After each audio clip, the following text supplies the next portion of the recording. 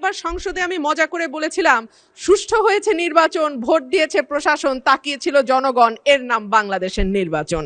যখন শেখ হাসিনা পালিয়ে গেল তখনকার পরিবর্তিত পরিস্থিতিতে অন্তর্বর্তীকালীন সরকার প্রশাসক নিয়োগ দিতে বাধ্য হয়েছিল, কারণ আমরা দেখেছি ইউনিয়ন পর্যায়ে, উপজেলা পর্যায়ে চেয়ারম্যান বা মেম্বার যারা ছিল তারাও পালিয়ে গেছে।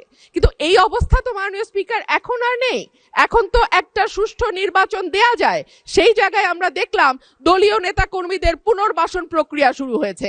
রুমিন ফারহানা, ব্রাহ্মণবাড়িয়া 2। মাননীয় স্পিকার, আপনাকে ধন্যবাদ। মাননীয় স্পিকার, দীর্ঘদিন পর্যন্ত এই দেশে কোনো নির্বাচন হয় নাই। মানুষ তাদের পছন্দের প্রতিনিধি নির্বাচন করতে পারে নাই। জাতীয় নির্বাচন থেকে শুরু করে স্থানীয় পর্যায়ে নির্বাচন পর্যন্ত প্রত্যেকটি নির্বাচন ছিল কারচুপিপূর্ণ।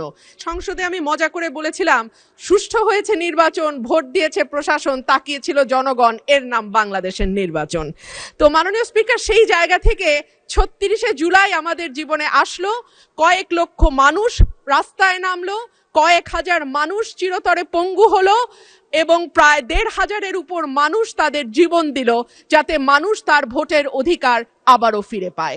এবং আল্লাহর কাছে অশেষ শুকরিয়া মাননীয় স্পিকার, একটি অবাধ, সুষ্ঠু, নিরপেক্ষ নির্বাচনের মধ্যে দিয়ে ত্রয়োদশ জাতীয় সংসদ গঠিত হয়েছে এবং আমি এই সংসদে একজন স্বতন্ত্র প্রার্থী হিসেবে নির্বাচিত হয়েছি। মাননীয় স্পিকার, সংবিধানের 59 অনুচ্ছেদের দিকে আপনার দৃষ্টি আকর্ষণ করছি। সংবিধানের 59 অনুচ্ছেদ বলছে, নির্বাচিত ব্যক্তিদের সমন্বয়ে গঠিত প্রতিষ্ঠান সমূহের উপর প্রজাতন্ত্রের প্রত্যেক প্রশাসনিক একাংশের স্থানীয় শাসনের ভার থাকিবে। সোজা বাংলায় বলতে গেলে স্থানীয় সরকার পরিচালিত হবে নির্বাচিত প্রতিনিধিদের মাধ্যমে। কিন্তু আমরা বিস্ময়ের সঙ্গে এবং দুঃখ নিয়ে লক্ষ্য করলাম, একটি নির্বাচিত সরকার ক্ষমতায় আসবার পরপরই স্থানীয় প্রশাসনগুলোতে প্রশাসক নিয়োগ করেছে। মাননীয় স্পিকার, যখন শেখ হাসিনা পালিয়ে গেল তখনকার পরিবর্তিত পরিস্থিতিতে অন্তর্বর্তীকালীন সরকার প্রশাসক নিয়োগ দিতে বাধ্য হয়েছিল, কারণ আমরা দেখেছি ইউনিয়ন পর্যায়ে, উপজেলা পর্যায়ে চেয়ারম্যান বা মেম্বার যারা ছিল তারাও পালিয়ে গেছে। কিন্তু এই অবস্থা তো মাননীয় স্পিকার এখন আর নেই।